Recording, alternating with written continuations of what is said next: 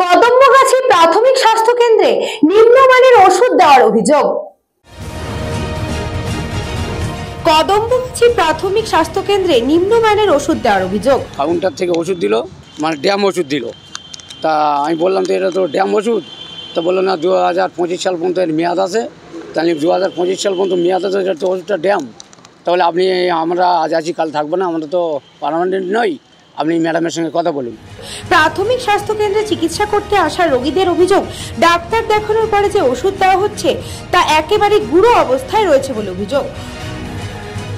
ওষুধের নির্দিষ্ট তারিখ থাকলেও ভেতরে একেবারে গুঁড়ো হয়ে গিয়েছে ওষুধ, এমনটাই অভিযোগ। এ দিয়ে স্বাস্থ্য কেন্দ্রে থাকা চিকিৎসকদের দাবি, জেলা থেকে যে ওষুধ পাঠানো হয়েছে সেই ওষুধই দেওয়া হয়েছে।